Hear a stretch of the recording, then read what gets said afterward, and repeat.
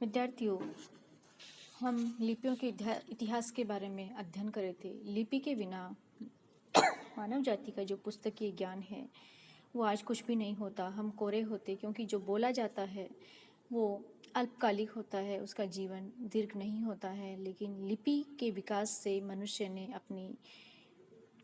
अपनी बुद्धि के द्वारा जो रचा गया, लिखा गया, वो साहित्य और ज्ञान का साहित्य और कलात्मक साहित्य, वो सब पुस्तकों में संभाल करके रखा गया है। लिपि के माध्यम से ही संभव हुआ है। इसलिए लिपि का इतिहास या लिपि का होना कम महत्वपूर्ण नहीं है। भारत में प्राचीन समय में 2 लिपियां प्रचलित थी, ब्राह्मी और खरोष्ठी। अब जो खरोष्ठी लिपि थी उसके बारे में हम पहले जानते हैं कि खरोष्ठी लिपि क्या है। खरोष्ठी का प्रयोग उत्तर पश्चिम भारत में होता था। शाहबाजगढ़ी पंजाब का यूसुफई जिला, मानसेरा पंजाब का हजारा जिला में अशोक के अनेक अभिलेख प्राप्त हुए जो खरोष्ठी में लिखे हुए थे। अशोक से पूर्व का कोई भी लेख खरोष्ठी में नहीं मिलता है। वस्तुतः माना जा सकता है कि खरोष्ठी लिपि विदेशी लिपि थी जो उस भूभाग में प्रचलित थी। कारण यह था विद्यार्थियों कि वह भाग कुछ दिनों तक ईरानियों के अधिकार में रहा और उनके संपर्क में आने के कारण खरोष्ठी का वहां तक प्रचार हो गया था, क्योंकि उस ओर वह लिपि प्रचलित थी। इसीलिए अशोक ने अपने अभिलेख भी उसी में लिखवाए होंगे, खरोष्ठी में ही लिखवाए होंगे। अर्थात जो प्राचीनतम उपलब्ध खरोष्ठी लिपि का है वो अभिलेख अशोक के द्वारा लिखवाए हुए हैं। अब खरोष्ठी लिपि के संबंध में अनेक अनुमान लगाए जाते हैं कि इसका नामकरण कैसे हुआ और क्या है। तो इसके बारे में सबसे पहले कहा जाता है कि किसी खरोष्ठ नामक व्यक्ति ने इस लिपि का निर्माण किया होगा, इसीलिए खरोष्ठी नाम पड़ा। प्राचीन युग में लिखने के लिए अनेक वस्तुएं काम में ली जाती थी, जिनमें गधे की खाल भी थी। खर पृष्ठ, गधे की खाल पर लिखे जाने के कारण इस लिपि को खर पृष्ठी कहा गया, जिससे विकसित होकर के खरोष्ठी शब्द बना, ऐसा माना जाता है। एक विद्वान का अनुमान है कि इस लिपि के अक्षर खर गधे के होस्ट के समान बेढंगे होते थे, इसलिए इसको खरोष्ठी कहा गया है। इसके नामकरण के संबंध में एक और कल्पना है। इब्रानी भाषा में लिखावट खरोशेत को कहते हैं। खरोशेत का संस्कृत पाठ खरोष्ठ हो गया होगा और उसे इसको खरोष्ठी कहा गया है। साधक वादक तत्वों के अभाव में, तर्कों के अभाव में उपयुक्त अनुमानों को हम किस कोटि में रखें और क्या निष्कर्ष निकाले जाएं, ये प्राय कठिन है। लेकिन ऐसे अनुमान खरोष्ठी लिपि के बारे में बताए गए हैं। अब हम देखते हैं कि खरोष्ठी लिपि की क्या विशेषताएं हैं। खरोष्ठी दाएं से बाएं लिखी जाती है, अतः सामी वर्ग की किसी लिपि से ही इसका उद्भव हुआ होगा। कुछ विद्वान अरबी लिपि से अरमी लिपि से खरोष्ठी को उद्भूत मानने के भी पक्षपाती हैं। इसकी दूसरी विशेषता है, खरोष्ठी में वर्णों की संख्या केवल 37 ही मानी जाती है, जो आर्य भाषा की समस्त ध्वनियों को अंकित करने में असमर्थ है। भारत में खरोष्ठी के परित्याग का एक ही बहुत बड़ा कारण रहा होगा। खरोष्ठी में स्वर और मात्राओं के ह्रस्व और दीर्घ का भेद नहीं है, जो भारतीय आर्य भाषा की परिवारों का महत्वपूर्ण लक्षण है। इसीलिए भी यह लिपि अग्राह्य सिद्ध हुई है। विद्यार्थियों, चौथी इसकी विशेषता है कि संयुक्ताक्षर लिखने की भी सुविधा इसमें नहीं थी। स्वभावतः संस्कृत जैसी संयुक्ताक्षरमयी बहुल भाषा में लिखने के कारण भी यह लिपि असमर्थ हो गई होगी। तो जैसे कि पहला बताया गया है, खरोष्ठी विदेशी लिपि थी जिसका राजनीतिक कारणों से प्रभाव या प्रसार पंजाब तक हो गया था, और जहां पंजाब में अशोक के द्वारा लिखवाए हुए अभिलेख प्राप्त होते हैं, उस भूभाग में प्रचलित होने के कारण जनसाधारण में सुलभ और सुविधाजनक समझकर अशोक ने अपने अभिलेखों में भी इसीलिए इसका प्रयोग करवाया होगा। लेकिन खरोष्ठी को इस देश की लिपि मानना या खरोष्ठी से ब्राह्मी का संबंध जोड़ना युक्ति संगत प्रतीत नहीं होता है। तो विद्यार्थियों, यह है खरोष्ठी लिपि का परिचय और उसकी विशेषताएं हैं। अब अगली जो आती है लिपि है वो है ब्राह्मी लिपि। ब्राह्मी लिपि का उत्पन्न कैसे हुआ, इसका उद्भव कैसे हुआ, इसके बारे में विद्वानों के क्या विचार हैं, आपको इसके बारे में जानकारी दी जाएगी। ब्राह्मी लिपि ब्रह्मा द्वारा निर्मित होने के कारण यह लिपि ब्राह्मी कहलाई, ऐसा माना जाता है। संस्कृत में ब्राह्मी शब्द का प्रयोग भाषा के लिए भी होता है, क्योंकि भाषा भी ईश्वरीय सृष्टि मानी गई है। जैसे सृष्टि की प्रत्येक चीज ईश्वर कृत मानी गई है, वैसे भाषा को भी माना गया है। ब्राह्मी तु भारतीय भाषा गीर्वांग वाणी सरस्वती, ऐसा अमरकोश में कहा गया है। ब्राह्मणों द्वारा निर्मित या प्रयुक्त होने के कारण इस लिपि का ब्राह्मी नाम पड़ा, ऐसा भी अनुमान लगाया जाता है। ब्रह्म, वेद या ज्ञान की रक्षा करने के लिए यह लिपि निर्मित की गई थी, इसलिए इसको ब्राह्मी लिपि कहा गया है। इस तरह से इनकी इसके नाम की व्युत्पत्ति के बारे में अलग अलग विचार हैं। ब्राह्मी के उद्गम को लेकर भी विद्वानों में एक मत या मत नहीं है। अनेक विद्वान इसका उद्गम चीनी, यूनानी, दूसरी लिपि से मानते हैं, तो कुछ विद्वान ऐसे भी हैं जो उसे किसी दूसरी लिपि से उद्भूत न मान करके भारत की ही लिपि मानते हैं। इस पक्ष में सभी तर्कों की परीक्षा कर गौरीशंकर हीराचंद ओझा ने बड़ी विचक्षणता से ये प्रमाणित कर दिया कि ब्राह्मी लिपि सर्वतोभावेन ही भारतीय लिपि है। अर्थात जो ये वितंतावाद था उसको समाप्त करते हुए गौरीशंकर हीराचंद ओझा ने कहा कि ये भारतीय लिपि है, किसी विदेशी लिपि से इसका संबंध जोड़ा जाना ठीक नहीं है। मनुष्य की बुद्धि में सबसे बड़े महत्व के दो कार्य भारतीय ब्रह्म लिपि और वर्तमान शैली के अंकों की कल्पना है। इस 20वीं शताब्दी में भी हम संसार की बड़ी उन्नतिशील जाति की लिपियों की तरफ देखते हैं तो उनमें उन्नति की गंध भी नहीं पाई जाती है। कहीं तो ध्वनि और कहीं उसके सूचक चिन्ह अक्षरों में साम्य की एक ही नहीं है, जिनसे एक ही चिन्ह से एक से अधिक ध्वनियाँ प्रकट होती हैं, और कहीं एक ही ध्वनि के लिए एक से अधिक चिन्हों का व्यवहार होता है, और अक्षरों के लिए कोई शास्त्रीय क्रम भी नहीं है।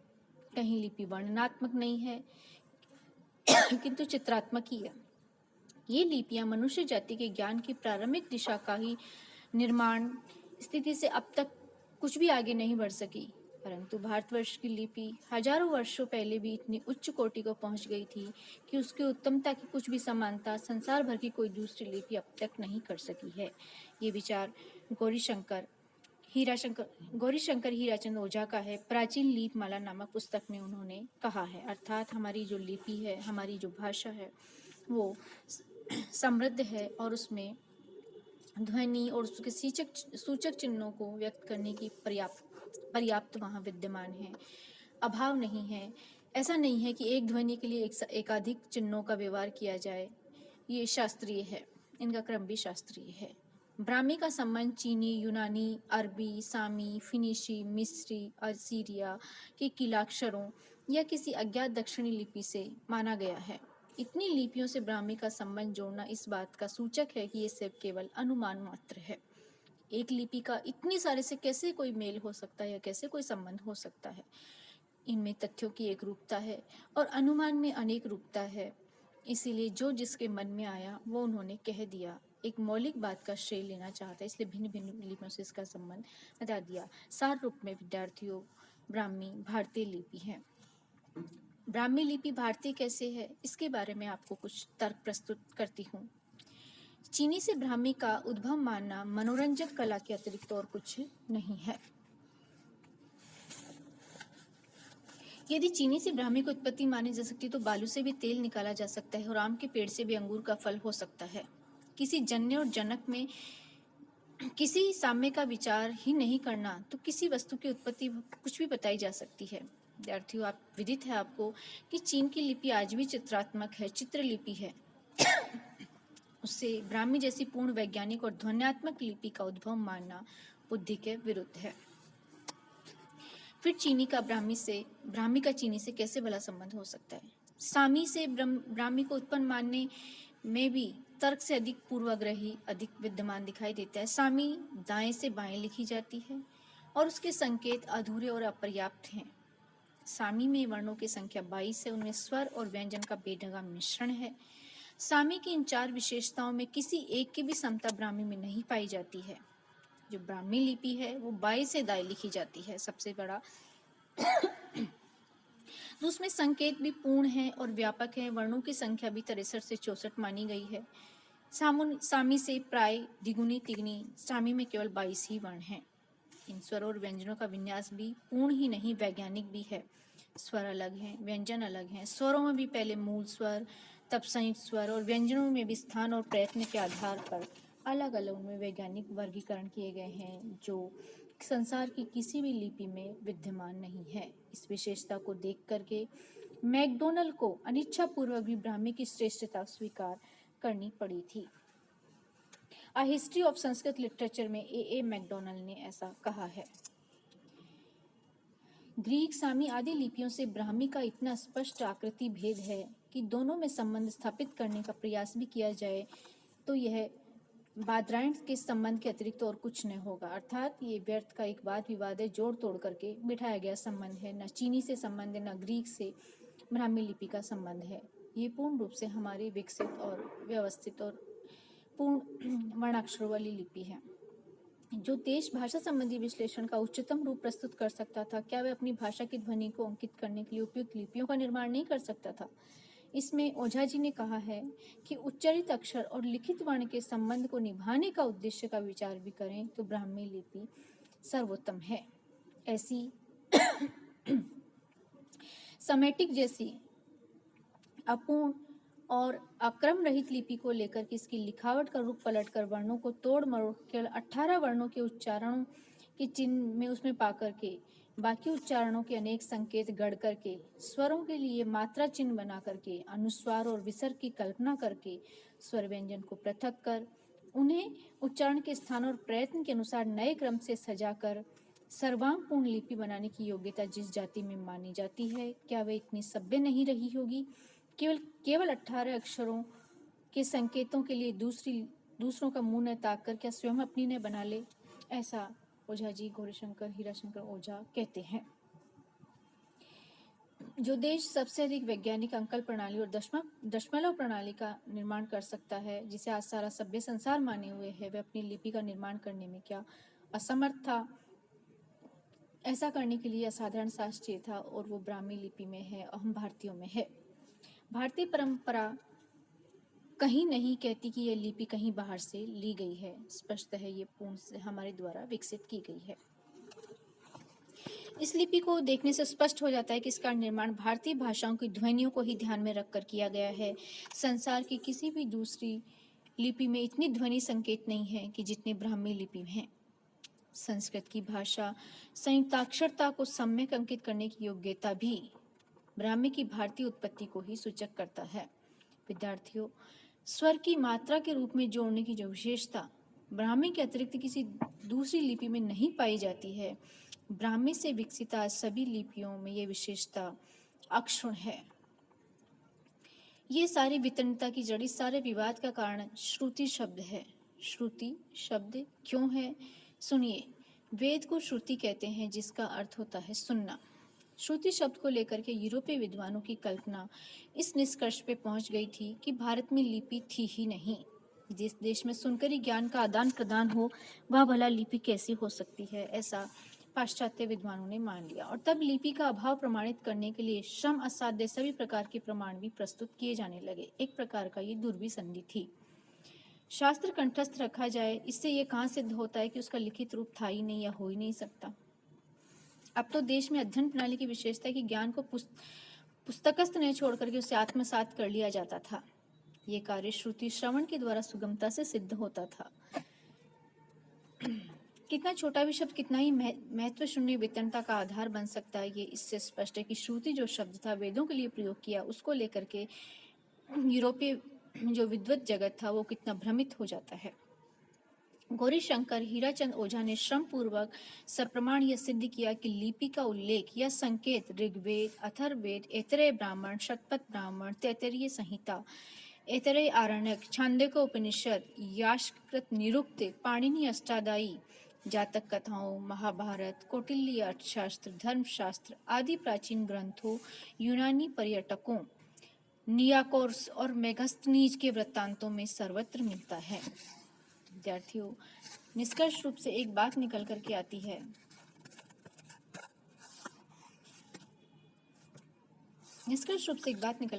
है कि ब्राह्मी का संबंध किसी भी विदेशी लिपि से जोड़ना अमान्य ठहरता है। आधुनिक समस्त भारतीय लिपि का विकास ब्राह्मी से ही हुआ है। यहाँ यह संदेह हो सकता है कि ब्राह्मी के इतने विकसित होने पर लिपियों से इतना भेद कैसे हो गया कि आज एक लिपि का ज्ञाता दूसरी को नहीं पढ़ सकता। तो इस प्रश्न का समाधान भी वही है कि जो इस प्रश्न का कि एक ही मूल भाषा से विकसित होने पर अंग्रेजी, रूसी, हिंदी में इतना अंतर कैसे हो गया कि एक का बोलने वाला दूसरी बोली को नहीं समझ सकता था। जो मूल लिपि है, ब्राह्मी लिपि है, फिर भी अन्य लिपियों से, बहन लिपियों से उसका कैसे भेद हो गया, उसका यही एक तर्क सहित कारण होता है कि जो मूल भाषाएं हैं, अंग्रेजी, हिंदी, रूसी आदि मूल एक ही मूल भाषा की बेटियां हैं, लेकिन उनमें आज इतना अंतर हो गया कि एक भाषा भाषी दूसरी भाषा को नहीं समझ सकता है। विकास के क्रम में वस्तुओं का स्वरूप इतना बदल जाता है कि उन्हें पहचानना कठिन हो जाता है। लिपि के अंदर ये भेद के भी अनेक कारण होते हैं। विद्यार्थियों, एक है कि ब्राह्मी से विकसित भारतीय प्रमुख भारतीय लिपियां कौन सी हैं? ओझा जी ने ब्राह्मी लिपि की दो श्रेणियां मानी है, उत्तरी और दक्षिणी। उत्तरी शैली से निम्नलिखित लिपियों का विकास हुआ है। गुप्त लिपि, इस लिपि का प्रचार भारत में ईस्वी सन की 4वीं और 5वीं शताब्दी में रहा और गुप्त शासकों के लेखों में प्रयुक्त होने के कारण इसका नाम गुप्त लिपि रहा है। अर्थात इसका समय है प्रथम ईस्वी से लेकर के 4वीं 5वीं शताब्दी तक रहा है। गुप्त लिपि इसको कहा गया है। कुटिल लिपि, अक्षरों की आकृति कुटिल या टेढ़ी मेढ़ी होने के कारण इस लिपि का नाम कुटिल पड़ा। कुटिल लिपि का विकास गुप्त लिपि से ही हुआ है। कुटिल लिपि से नागरी और शारदा लिपियों का भी विकास हुआ है। प्राचीन लिपि, जिसे दक्षिण में नंदी नागरी कहते थे, 8वीं 9वीं शताब्दी से लेकर के 16वीं शताब्दी तक नंदी नागरी लिपि प्रचलित थी। प्राचीन नागरी की पूर्व शाखा में बंगला लिपि का भी विकास हुआ है। पश्चिमी शाखा से महाजनी, राजस्थानी, गुजराती, कैथी आदि लिपियों का भी विकास हुआ है। शारदा लिपि, इस लिपि का प्रसार कश्मीर और पंजाब में पाया जाता है। शारदा लिपि से ही वर्तमान कश्मीरी, टक्की और गुरुमुखी लिपियां निकली है।